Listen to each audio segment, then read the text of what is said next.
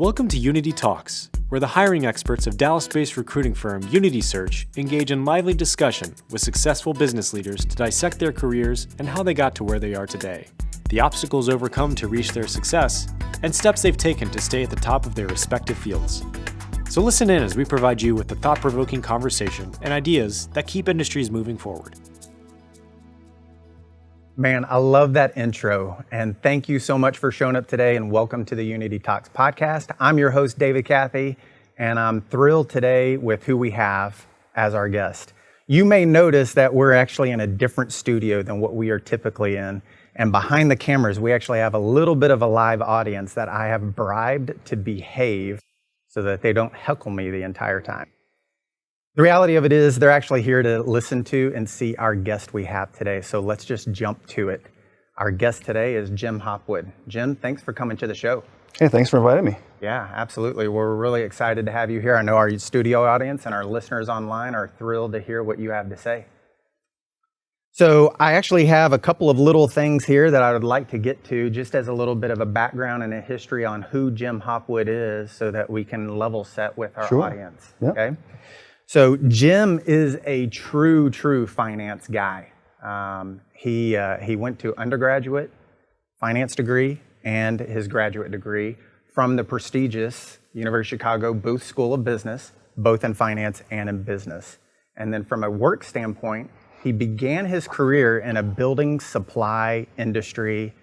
Then he kind of jumped over and did a little bit of Goldman Sachs after he got out of graduate school, I believe, went back into building supply industry until he really found where his niche and his heart lies, and that is in healthcare. And that's how I know Jim, is from helping him out on the client side with staffing in his healthcare positions.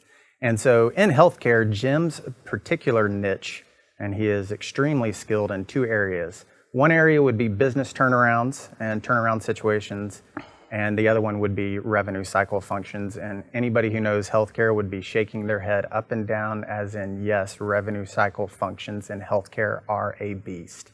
And that's an expertise of Jim. So currently, he is the CFO of Behavioral Health Group.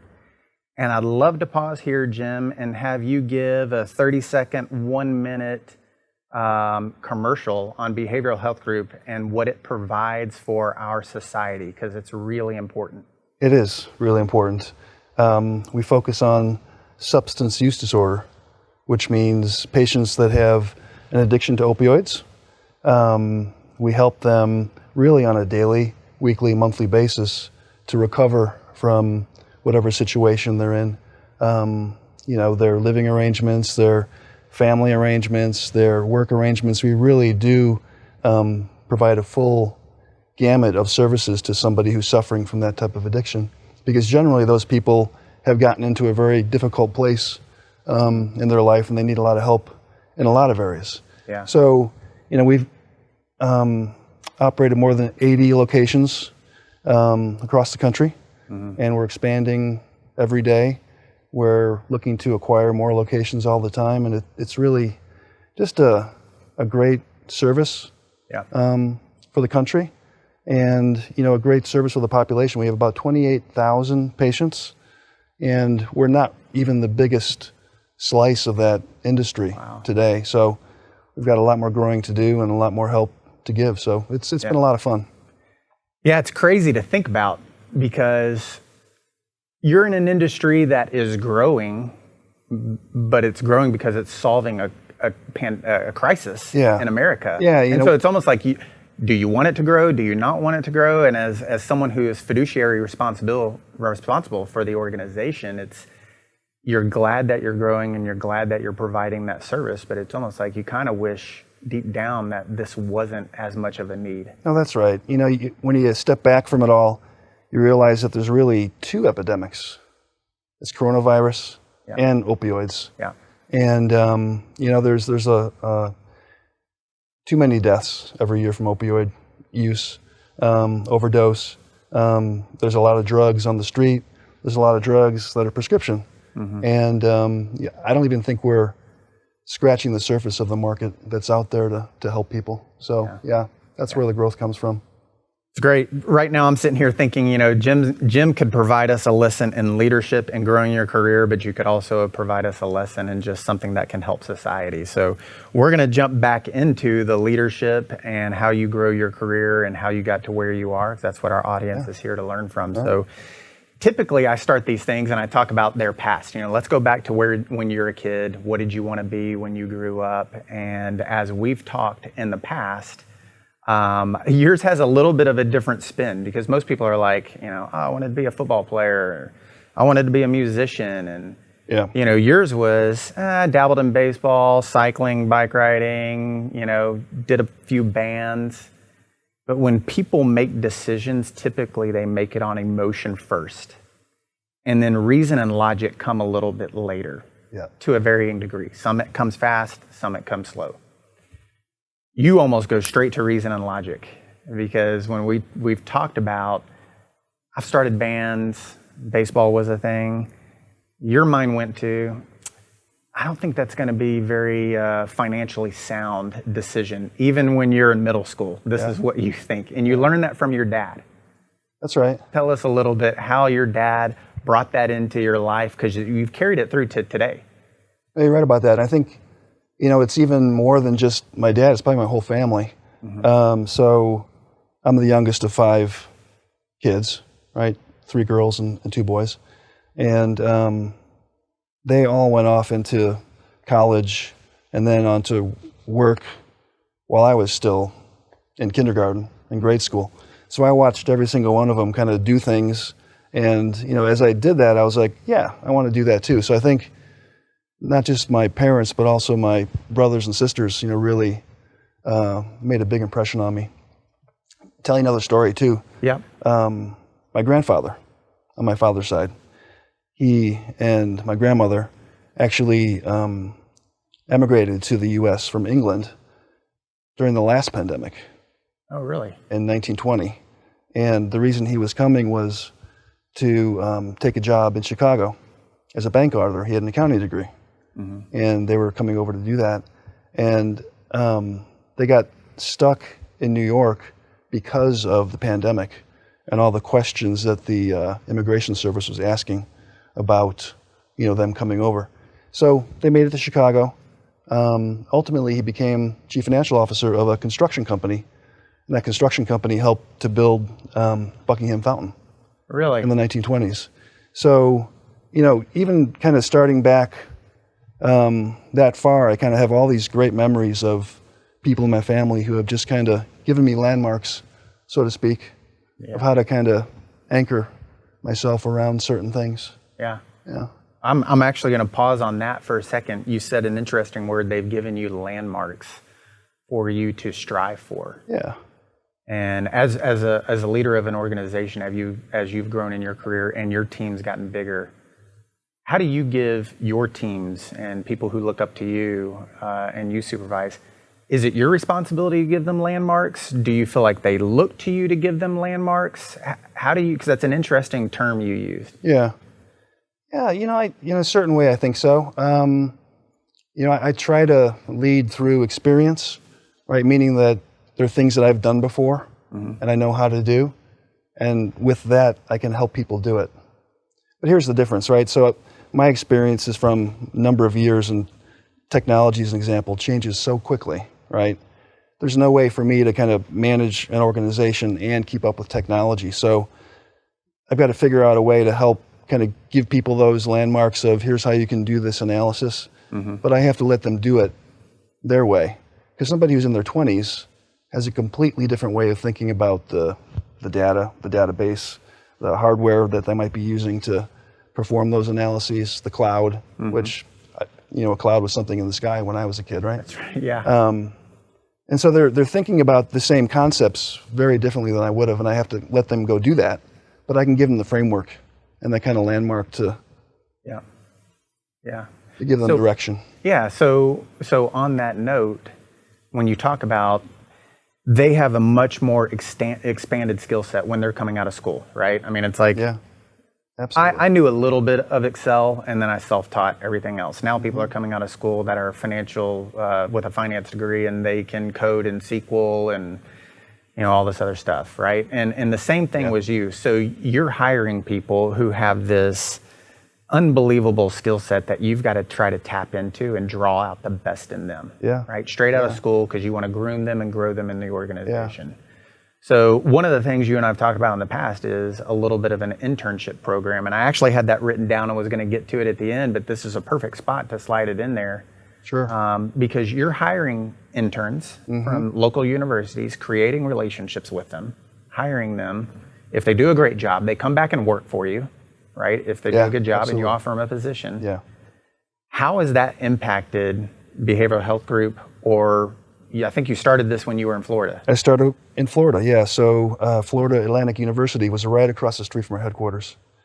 And so I decided to go over and talk to the dean of the school of the IT department and just, start the conversation about how can we take your students and bring them over to our headquarters and start doing projects. Here's what we want to solve, right? And she started sending students over. We paid them. And we got a lot of work done. And it was work that we really wouldn't have thought about it the way they were thinking about it, which was really the best part of it all. We learned something too in the process. And we hired some of them full time and built out our IT staff, our finance staff along the way with folks like that. And the best part about that was that, they want to learn a ton. And when you're willing to do that with a school, I think you want to learn a ton as well and drive a lot of improvement along the way. So that's really where it started. And when I came to Dallas, I said, let's do that same thing. So I talked to SMU, I talked to University of North Texas in Denton, University of Texas at Dallas, and started doing the same thing. And the beauty of it is that you really find a lot of smart young people who want to do a good job, and they just need some kind of general direction, and they can take it and run with it. So that's the give and take. You're giving them an opportunity and giving them a landmark, to use that term again, and they're giving you product that you couldn't do on your own, right? Because they're coming out of school and technology is changing by the day, by the minute. Right, so it's a win-win for you. It is. I thought that was I had that down because I thought it was great for other leaders who are listening to this and trying to solve a problem. And if that's a problem for you when you are running your organization, I think that's a great opportunity to bring people up. Because when you are a new grad, companies, look, we run a recruiting firm, right? Unity Search. Typically, companies aren't going to pay us for a new grad who isn't bringing real-world applicable skills to solve a problem. They're going to go recruit people out of school, or they're going to find them. It's the 2 to 20, 25 year. That's our playground really at this moment in time. That's the largest portion of our business. And so establishing these relationships with these universities can really solve problems that leaders are looking for. And another thought related to that is, a lot of people are looking for somebody with a couple of years of experience, at least, right? They want to find somebody that's got, some expertise that they built up over a couple of years after school. But I really believe that the ones that are still in school or fresh out of school, you can throw them an idea and they can solve it just as fast as somebody with a couple of years experience, maybe faster, because they're not in that box of, being conditioned by someone already. So it's just another idea. And so we're actually doing that more and more. We're taking another class from SMU to help us solve a problem in the coming weeks. What you don't know is, and I think the best part of this, and you don't know I'm going here, is that it was an issue you had when you graduated. You didn't have a lot of internship opportunities. None. And as you've looked back on your career, you've wished, man, I wish I would have had more internship opportunities to determine whether I wanted to go operational finance or investment finance. And you didn't have that. And here you are coming full circle and providing that opportunity to students today. So when I graduated from undergrad, it was a tough market. It took me a long time to find a job. I was interviewing, sending resumes, everything you can think of, everything you would advise someone to do, and just couldn't find a job. And then, boom! Luckily, somebody wanted to hire me. I think it took 6 months probably after I graduated, and that was that building materials distributor, and it's been a great road after that. So I kind of feel blessed that I found that one place that wanted to hire me, and then allow me to kind of go from there. Yeah. Luckily, it worked out for you, right? Yeah. But it would have been a lot easier, I think, if there were those kind of opportunities around, or if more schools, I think, would approach an internship program that way. Yeah. I think more and more today they are, which is great. It really is valuable. Yeah. I love that. I think that's great advice for a lot of our listeners who are building an organization or they're in a leadership role. I think that's just that's fantastic advice. Something I'd like to go to, because when talking about the beginning of your career, you really didn't know which direction you were going to go. Right. And a lot of people may look at you today and say, man, he's at the top of the podium. He's the CFO of a company. I want to do that. It's not a straight path. And what you've talked about was, I really had to decide, am I going to do operational finance? Am I going to do investment finance? You dabbled in both. You were at Building Supply. You were at Goldman. Tell us about that decision-making process, because I'm sure we have listeners in our audience today who are sitting there scratching their head and young in their career and just struggling with some type of experience or decision that they could glean some advice from you on. Yeah. So definitely not a straight path for me. Even going back to high school and before high school, I was really interested in architecture and architects, and my parents would take me on trips to go see Frank Lloyd Wright houses and things like that, and really get into detail on architecture. And I thought that's what I wanted to do.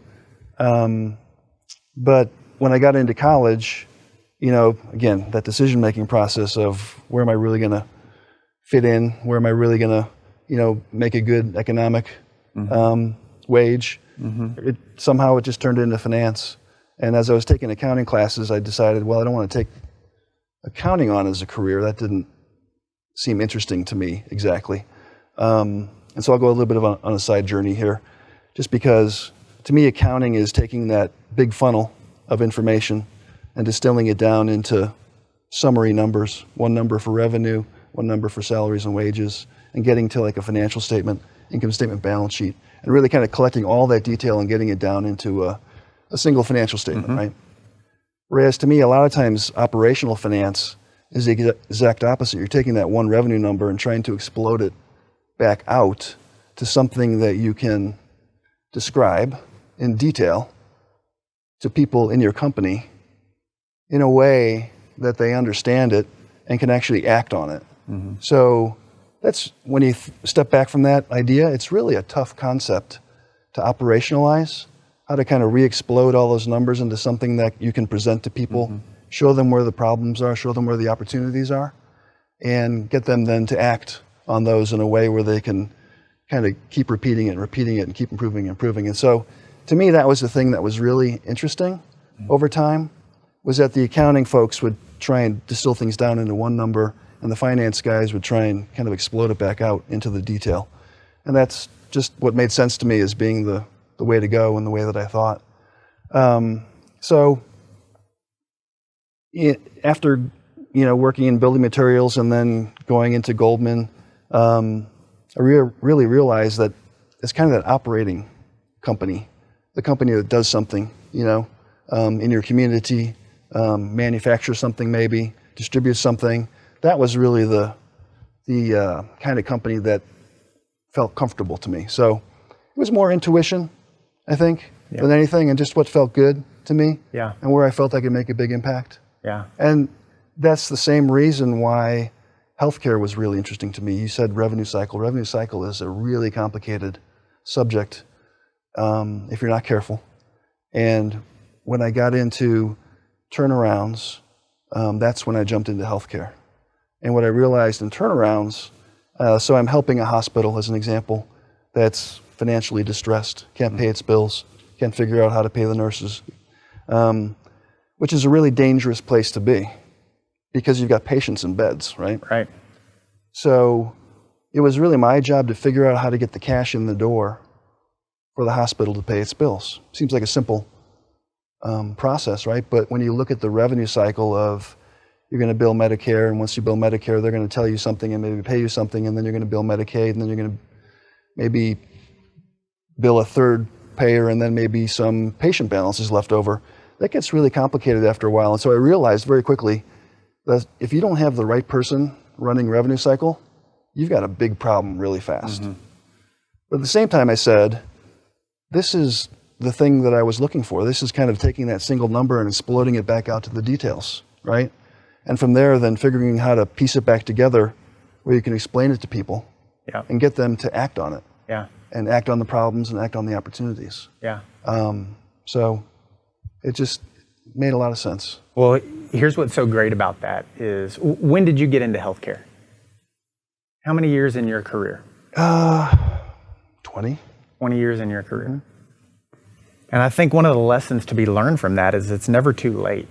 Just because your first career didn't work out, we hope it does, right? I mean, that's what we want. That's what we're after. That's how we provide. That's how we pay our bills. We want our first career to work out. If I'm sitting in a room full of people where a lot of them, that first career and what they chose is not what they're doing today. You know, I mean, there's no degree for recruiters. Right? I didn't go and get a recruiting degree from Abilene Christian University. That's not what I came out with. I came out with a finance degree and decided I needed to do something else that was going to fit me more, and ended up in recruiting. So I still dabble. I've got my toe in the water. We do finance and accounting, so that helps. But what's great for other people to hear is you didn't find your path in healthcare where you have a particular expertise in until you're 20 years in your career. Right. And I view it a little differently, I'll say, because I've always viewed my career as just working hard, always going to school. You know, it's kind of that old saying that you learn something new every day, right? But preparing myself for that next challenge, whether it was getting a good degree, getting another good degree, working hard, you know, at the company that I'm with, trying to get people to see what I could do, and just continuing to push myself, whatever I was doing, right? It didn't matter whether it was building materials or investment banking or healthcare. It was really important to just do what I thought needed to be done to do a good job, right? And the rest could hopefully take care of itself. Well, now this is a lesson right here that I think is great for people to take away, because it's a lesson that you've given to your daughter. In fact, I wrote it down when we were talking just the other day. You said you should achieve your highest potential. You need to do that, and then you need to do more. Exactly.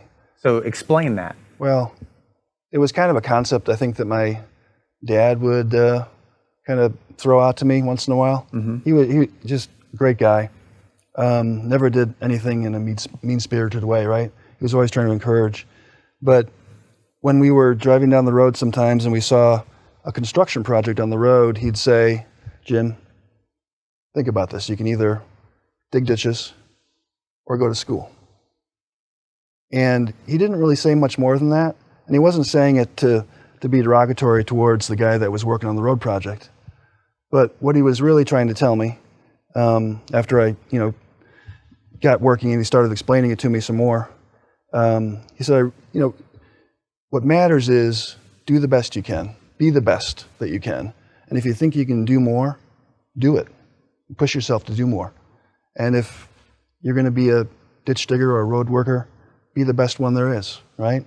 But if you're going to go to school and get a career in business, do that as hard as you can too. And just keep trying. So that's exactly what I tell my daughter every time I talk to her. How do you convey that message to your teams at Behavioral Health Group? It's by example, I think. I'm somebody who leads by example. I think I come in early. I'm very old-fashioned. I work late.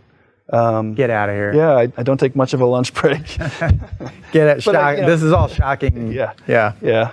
But, I really set some pretty big objectives, I think, for myself and for the folks who work for me. But like my dad, I try and do it in a good way, a reasonable way, a way where people can really see why I'm trying to set that objective. And for me, I find that works. There's always issues you have to deal with, and sometimes you have to be harder about dealing with those things or dealing with certain employees. But that's not my preferred mode of motivating people. Yeah. I think it's working as a team. Yeah. Is really, and that's what makes it fun for me too. Yeah. It's kind of solving problems as a team. Yeah, I would imagine the youngest of 5 growing up, you're looking up at your older siblings the entire time, and they were significantly older than you, but still wanting that team environment, because that's what a family is as well, right? It's a team that's working together. Yeah. Right? And that bled over into your career. Yeah, I think so. Yeah, I think that's great. So one of the things that we've talked about before is just the difference when what you thought about work early on and now where you are and the advice you got, because early on it was about grinding, it was about being technical. It's the interns. They can do things in SQL and Excel and from an accounting standpoint. And you had to learn that transition into, it's not as much about grinding people to get the work technically correct, but it became more about the people. Right. Skills. Well, that's exactly right. Early on, I would always read articles, business articles, self-improvement articles, whatnot. And as you're reading things about becoming a leader, you're reading things about how you transition from technical skills to people skills, running projects to running an organization, doing an analysis to kind of being more strategic. And early in my career, I didn't, I get it, right? I'm reading about it, you're teaching me about it. Makes a lot of sense, but it's hard to really visualize how you get there because you're still stuck in that analysis, right? And I think, at least for me, it was something that took time, right? And the further up the organization I got, it made more sense. In fact, early on in my career, they gave me a chance to be an accounting supervisor, the thing that I really didn't want to do. And I kind of said no at first because it had accounting in the word, and I didn't think that was something that was going to be good for me. But the part that was the supervisor. So I said, you know what, I'm going to do this because it's going to really help me figure out how to work with people in a different way than I was before. And so I took that job, worked with that accounting team, led the accounting team. The thing that I remember the most about it was they had this way of doing it that was really paper-based and very kind of inefficient. And the first thing I said was, we're going to change how we do this. I'm not going to do it this way anymore. We're going to do it on a computer. We're going to do it this way, that way. So I also realized that I really had this interest in improving things too along the way. So the more and more I did those things, the more and more I worked with people, it was easier and easier to kind of lead people. It just kind of became more natural. I don't think it was something where you can stamp out a leader. I think it takes experience, honestly. Yeah. You know? Do you believe, so you're a leader and you feel like, as you discussed earlier, I try to lead by example. Is that how you learned some as well? I mean, you're reading books, you're reading leadership books, but can you pinpoint someone where you were like, I emulated them and I tried to model myself maybe after them, or maybe it was someone who wasn't good and you're like, I'm going to do the exact opposite of this particular leader? It's a great point. I do that all the time. I'd say every day, honestly. Since the beginning of my career, I've worked with, an organization, right? And there's individuals, right, in different areas, CEO, CFO, administrative officer, an accounting manager, whatever it might be, right? Working with each of those people, I'm always trying to listen to how they work and what they do, and then decide whether that's something that I want to kind of mentor myself after, or it doesn't feel right and I want to avoid it. And so I've really done that my entire career. Yeah, I like. Does it matter their level? Because now you're above virtually everybody in the organization. Right. So you're talking about watching people who are beneath you from a hierarchical standpoint. Sure. And deciding whether or not you would emulate that. Yeah, no, I think that's great. I look at both sides, up and down, absolutely. Yeah, I think that's fantastic. Well, so as we wrap up, I've got 2 questions for you that Cool. I think I'd love for our audience to hear from advice standpoint. One of them is, if you are climbing in your career and you're starting out, knowing that your career takes twists and turns, it's not a straight line. What piece of advice would you give someone early on in their career? Maybe they're 35, 40 years old. They don't have to be early on in their career, and they're still trying to figure things out. I mean, you landed in healthcare when you were 20 years into your career. So what would you give them as advice in helping them hone in on a direction? I think it's got to be what feels good to them, right? In the sense that it's a career or something where they feel they can really excel at, right? So that they're not going off in a direction where they can't be good at it, right? I think you have to commit to yourself that you can do this, first of all, and that you want to do this. Like me, early in my career, I looked at accounting and said, that doesn't feel right to me. Finance, it does feel right to me. Yeah. And I kind of had reasons in the back of my mind as to why I was good at math. I really kind of felt, there was an inquisitive side to finance that I really wanted to go after. And so I really kind of tested all those boundaries, so to speak, to decide which direction I should go in. So I think you should, kind of intuitively listen to yourself about those things and then just go for it. Because that's how you can really succeed, I think. Yeah. You're doing what you want to do. I think that's great. And my second question for you is, if we're talking to leaders of organizations who lead teams of people, your advice to get the most out of them to do what they should do and then do more, to use the phrase that you've used previously. Yeah, I think, the basics of finding a smart person who can fit in your organization. And I always use the example of somebody right out of school who wants to do a great job. You can give them some successes and show them how that really, really impacts and helps a company operationally, and what improvements the company can make based on what they helped you create. You can give people a good objective, some good outcomes, and really show them that they can be successful in that. I think, to me, that's the most powerful thing, because people want to keep repeating those kind of processes, right? Yeah. And it builds up their confidence. It helps the company great deal. Yeah. So I think I encourage everybody to find some young folks to work hard. Absolutely. Man, you have such great advice. I love how you ended there, where it's building other people's confidence. Yeah. You've got to pour into your people, and the more you pour into your people, the more they're going to give back to you and your organization. That's right. And that I call that a sticky culture. People don't want to leave. It becomes really sticky, right? And now people don't want to leave. And the people that don't fit that culture, they self-select out. That's not for me. I don't want to work as hard as they do, and I don't feel like I'm part, and that's okay if they self-select out. So I really appreciate the words that you shared with us today. Jim has been fantastic, and we really appreciate you coming here, and we also appreciate our listeners. We hope that you're getting so much value out of these discussions that we have every other week. And I would encourage you that if you would share this podcast with family and friends and people you think could benefit from it, that would be fantastic, because I think people like Jim and some of our other guests have so much valuable gold information that we're trying to get out of them, and others can learn from it. So until next time, thank you so much. If you're looking for the next step in your career or the missing piece for your team, Unity Search has you covered. Whether it's finance and accounting, tax services, information technology, or human resources, Unity Search is here for you with experienced and dedicated hiring professionals. Reach out today and take the next step.